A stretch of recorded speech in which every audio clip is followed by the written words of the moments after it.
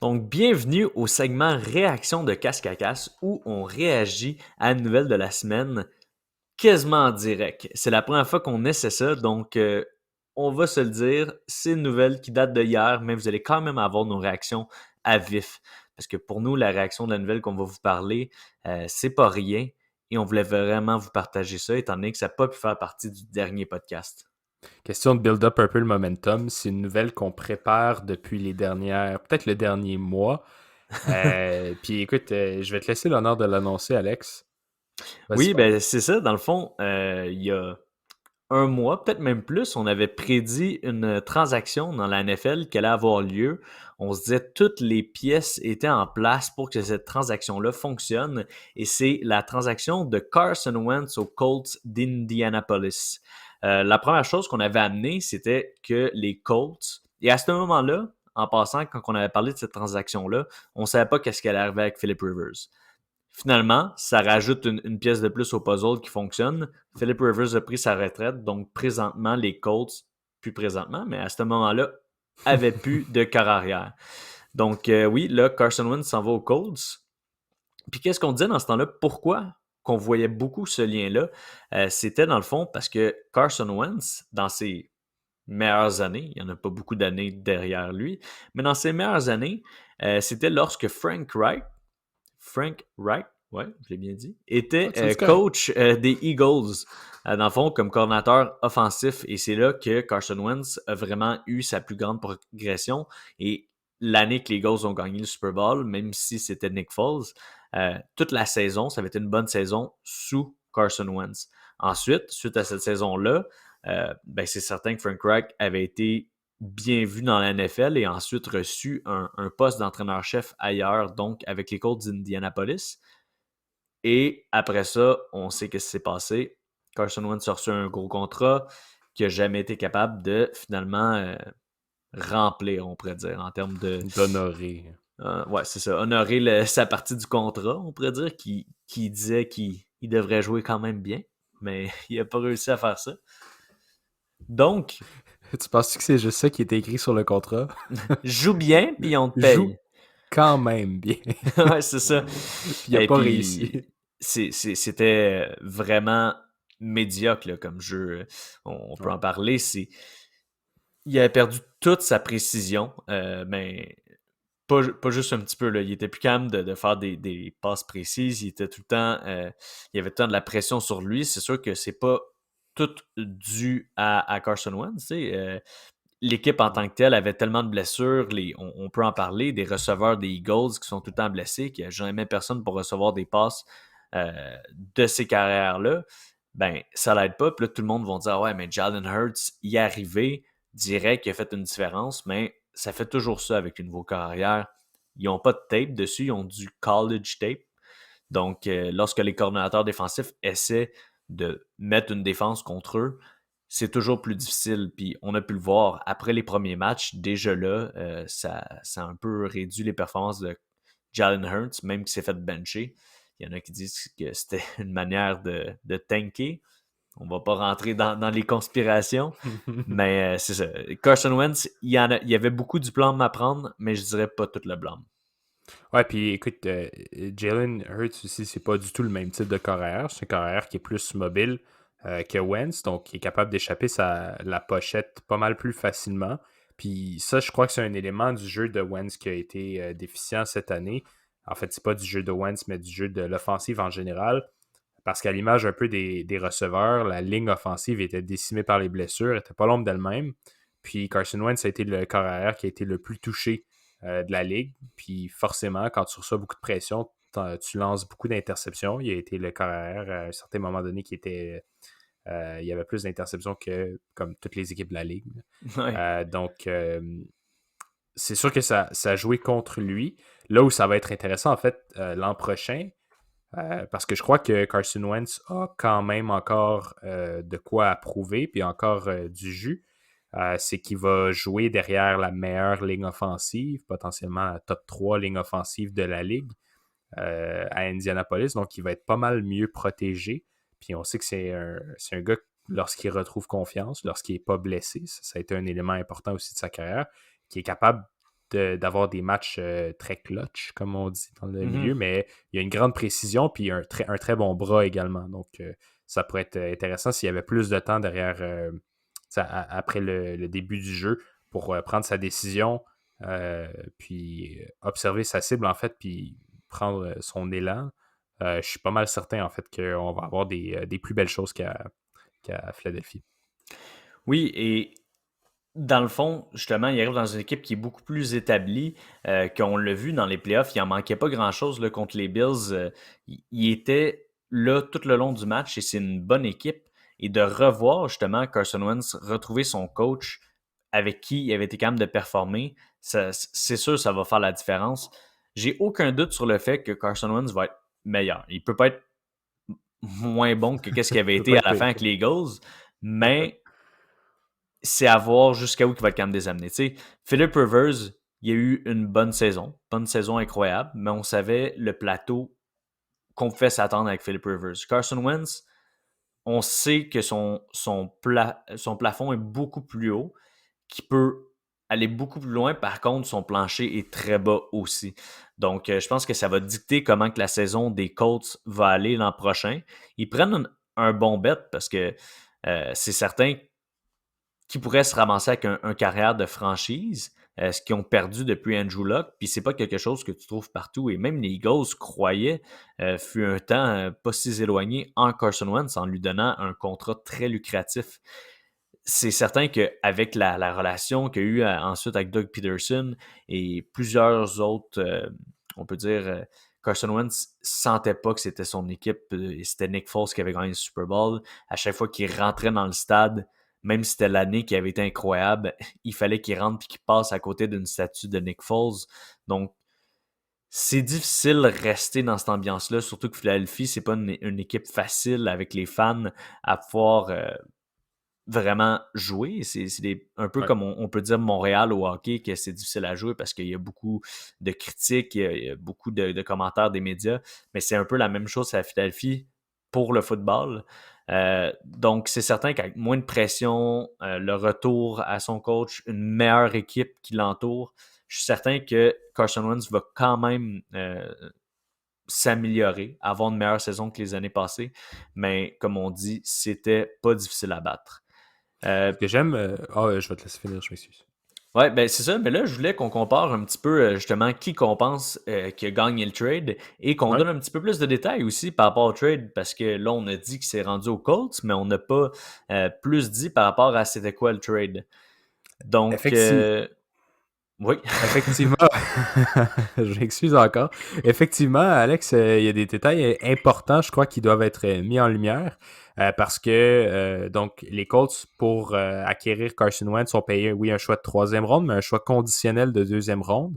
C'est Mhm, là que je pense que ça devient intéressant, surtout pour Philadelphie, c'est que ce choix conditionnel de deuxième ronde-là devient un choix de première ronde en 2022 si Carson Wentz joue 75% des snaps de son équipe ou s'ils en jouent 70 puis qu'ils font les séries.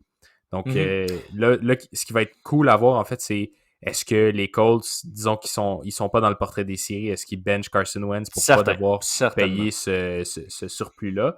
Est-ce qu'on va avoir une. Parce que je crois que les Colts, en fait, sont en droit de penser qu'ils vont être des contenders. Il y a quand même une équipe très complète. Ça va dépendre de Carson Wentz, mais on est en droit de penser qu'ils vont faire les séries. Donc, comment est-ce que les Colts vont approcher cette situation-là? Parce que c'est définitivement quelque chose qui va devenir un handicap pour eux. Ben, Euh, c'est certain parce que ils vont faire un test pour avoir un franchise quarterback, possiblement. Si ça leur coûte finalement juste un choix de deuxième et de troisième ronde, ils vont en rire pendant des années. Et exact, c'est pas si cher à payer. finalement ils décident, parce qu'un choix de première ronde, là, ça peut devenir plus difficile, surtout si ils font pas les séries.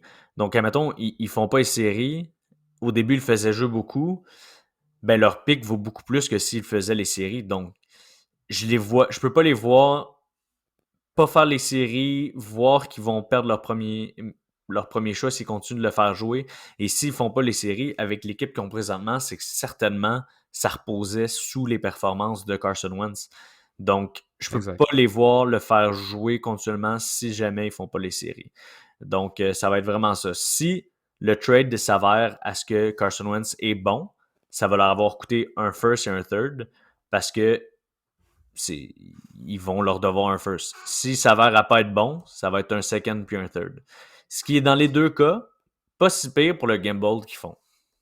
Ben, le niveau de risque comparé au potentiel bénéfice est très bas. Mm-hmm. Fait que, effectivement, non, je pense que c'est une transaction qui a beaucoup de sens. Puis il y a beaucoup de gens qui ont critiqué un peu les Eagles également dans leur approche, en fait, à la transaction de Wentz, parce que ben, au cours des dernières semaines, les rapports indiquaient que les Eagles s'attendaient à plus. Là. On s'attendait à un retour similaire à ce que les Lions ont eu pour Matt Stafford. C'est très loin, là, des années-lumière de ce qui a été la réalité. Mais je pense quand même que dans la situation actuelle, les Eagles devaient quand même se débarrasser d'un salaire important. Ils vont garder un Un dead dead cap cap, c'est certain. Ouais. Je pense que c'est au énorme, c'est total 33 millions. 33,8 millions. Ouais. C'est ça, c'est le plus gros de Le l'histoire. plus Donc, gros. ça n'a pas été une transaction facile. Mais moi, ce qui commence à m'intéresser, puis ça, je vais être curieux de t'entendre là-dessus. Les Eagles ont le 6e choix au repêchage cette année. Mm-hmm. Une cuvée de corps arrière plus qu'intéressante. Je m'attends à avoir des corps arrière de premier plan encore disponibles. Qui sait même, peut-être que Justin Fields va être encore disponible au 6e rang. Euh, Est-ce que tu penses qu'avec Hurts, qui est déjà un plan principal pour l'équipe, est-ce que tu penses qu'ils veulent apporter une compétition à l'interne, voire apporter un rookie de premier plan? Je pense que c'est certain que s'ils ont l'opportunité, ils vont la prendre. Parce que tu peux pas passer à côté euh, d'un Justin Fields ou même un Zach Wilson. On va pas Ouais. parler de Trevor Lawrence parce qu'on sait où il va. Mais Hmm. c'est certain que tu peux pas passer à côté des deux autres s'ils tombent au 6e. Je m'attends pas à ce qu'ils tombent au 6e parce que s'ils sont disponibles un petit peu plus bas que 2 puis 3, dépendamment des trade-ups qu'il va avoir, je pense pas qu'ils vont se rendre là. Mais là, c'est plus à savoir, est-ce que les Eagles seraient prêts à trade up en donnant un package, peut-être qui inclurait Jalen Hurts pour aller chercher un de ces deux carrières-là. Ouais, peut-être. Je sais pas. Parce que, dans le fond, c'est toujours des incertitudes aller chercher cette carrière-là. Moi, personnellement, je le ferais. Je crois pas assez en Jalen Hurts. Un peu comme j'ai dit au début du podcast, il était électrisant, c'est certain, quand tu arrives dans une nouvelle équipe, c'est tes premiers matchs.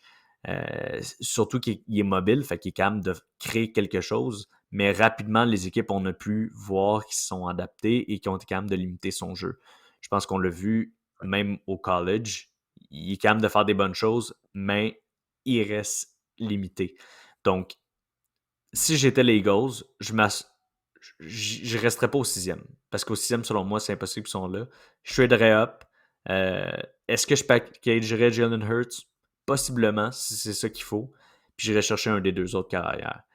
Puis avec les picks qui sont allés chercher des Colts, c'est sûr que c'est sur 2 ans, mais tu vas avoir besoin aussi des jeunes qui vont t'amener des. Tu sais, admettons qu'ils ont un first l'an prochain, ben ça va être des jeunes joueurs avec un salaire plus bas qui vont être capables d'avoir un impact sur ton équipe tout de suite.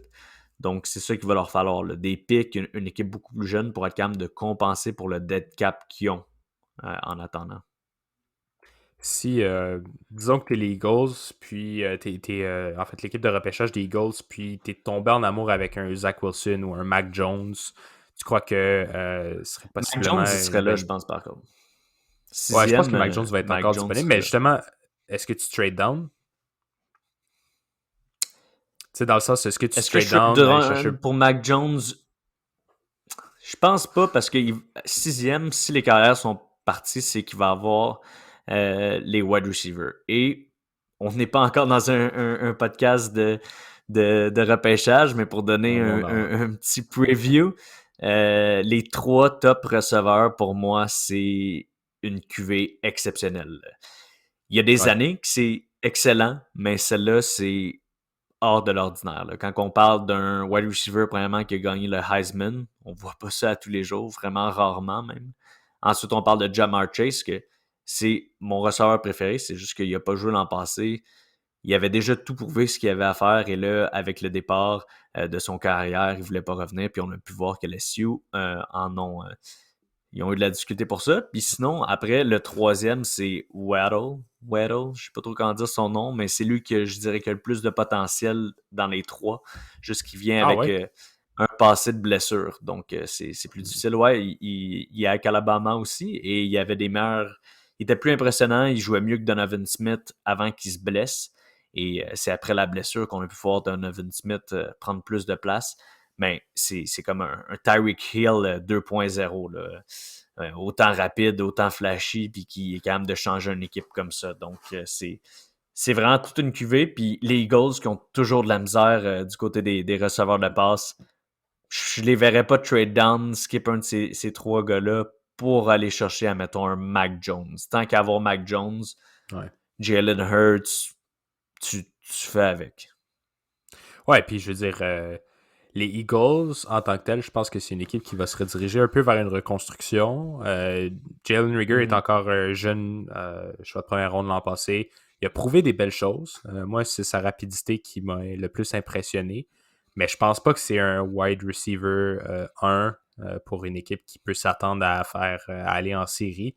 Je pense que en fait, on a besoin d'attirer l'attention sur d'autres options. Puis même Zach Ertz, c'est fort probable qu'il ne revienne pas avec l'équipe. Donc, Je c'est sûr m'attendrais que à ça, puis sa valeur a tellement baissé. S'il l'avait échangé au ouais. bon moment, ça aurait pu avoir un bon retour, mais J'aurais aimé ça, trop tard. le voir aller à Indianapolis, Zach Ertz, avec Frank Wright, avec Carson Wentz, Avec avec tous tous ceux. les.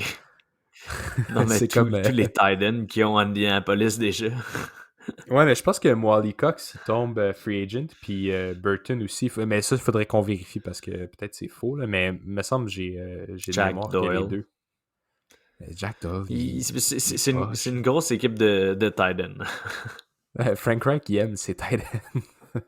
Ouais, mais Mais justement, on pourrait voir un genre d'autre. Amener quelqu'un justement qui était un security blanket, on pourrait dire, pour Carson Wentz.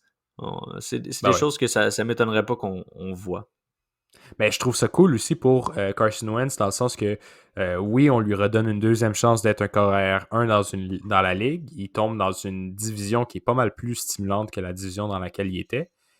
Pas mal plus compétitive également. Puis, il y a des options devant lui qui sont pas mal plus intéressantes. Tu sais, j'ai parlé de la ligne offensive qui est plus solide, ça c'est un fait. Je pense que tout le monde dans la ligue aimerait jouer derrière Nelson. Même moi, Clairement. il me sécurise. Puis, tu sais, je veux dire, T.Y. Il va Hilton, aussi ça avec un reste. jeu à la course qui est très bon avec Ouais, Jonathan Taylor. Donc, il Jonathan va pas Taylor. avoir aussi à autant faire que avec les Eagles. Les Eagles, ils se Ouais, faisaient mettre des points directement dès le début. Leur défensive avait de la difficulté. Là, après ça, ils jouaient de l'arrière, puis il fallait qu'ils fassent tout par la passe. Tandis que là, les Colts sont pas construits comme ça. Ils ont une bonne défensive, ils ont un bon jeu exact. par la course, une bonne O-line. Ils vont être capables de progresser tranquillement, pas mettre autant de poids sur ses épaules, juste avoir à faire les lancers importants.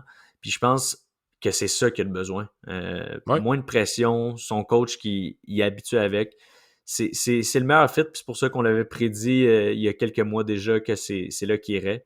Puis c'est le genre de trade, justement, on voulait dire un gagnant. Je pense que c'est un trade où que les deux équipes ressortent gagnantes parce que les Eagles, il n'y avait pas le choix de faire un move comme ça. Et finalement, pour se débarrasser du contrat de Wentz, on peut dire, ont quand même eu un retour. Oui, il va y avoir un Ouais. de cap space pendant, je ne sais pas si c'est un an ou deux, mais, C'est deux. c'est Ouais, ça. c'est deux. Fait c'est sûr qu'il y a ça, mais il se ramasse avec des picks, possiblement un choix de première ronde, donc c'est pas si mal. Est-ce que tu penses Le que. plafond, il y a la meilleure opportunité, c'est les Colts. Les Colts peuvent ressortir énorme gagnant de ce trade-là si ça finit que Carson Wentz revient à ce qu'il était. Les Eagles, l'upside est pas tant là, mais ils se ressortent d'un trou qui aurait été très difficile de s'en sortir s'il n'avait pas réussi à faire le trade. Je suis d'accord. Penses-tu que ça va réussir à mettre en valeur des gars comme Michael Pittman qui sont des absolute playmakers qui sont capables de faire des belles choses? Avoir un carrière qui est plus jeune, plus. Tu sais, je veux dire, Philip Rivers est un bon corps arrière, un corps arrière qui a eu des belles statistiques historiques, mais Je veux dire, il n'y a pas le style de jeu le plus, le plus Mhm. moderne. Il n'y a pas nécessairement tu sais, il va chercher le first read, puis c'est pas mal ça. Michael Pittman, peut-être, pourrait en bénéficier. Ouais, Michael Pittman, on l'a vu jouer plus les tracés courts et être capable d'aller chercher des yards after the catch, on pourrait dire. Mais Mhm. je vois plutôt quelqu'un comme T. Wilden qui a finalement ressurgi à la fin de l'année, mais ressortir gagnant de ça. Je pense que Rivers, justement, au début de l'année, il y avait de la misère à s'ajouter avec la vitesse de Hilton, être capable d'aller chercher dans les zones profondes. Tandis que je pense que ça, pour Carson Wentz, ça va être plus facile. Ça fait le tour, je crois. Carson Wentz, Ouais, est-ce je qu'il y avait pense d'autres qu'on a éléments pas mal toutes d'analyse? les réactions. Écoute, Mais 20 minutes de Carson Wentz. Je pense qu'on on a fait aime le ça. tour. J'ai- j'ai- On voulait on parler de va parler. football. On en a tellement Mais fait j'aimerais ces vous, temps-ci. vous demander qu'après que vous ayez vu la vidéo, de nous poser des questions si vous voulez qu'on aille plus en profondeur dans le prochain podcast sur le sujet. C'est sûr que celui-là, c'est une version vidéo, c'est la version réaction, comme on vous a dit. Mais on vous encourage à nous envoyer des questions, à nous poser des questions qui vous trottent dans la tête, que ce soit pour le football, la NHL ou la NBA. Et ça va nous faire un plaisir d'y répondre pendant le prochain podcast.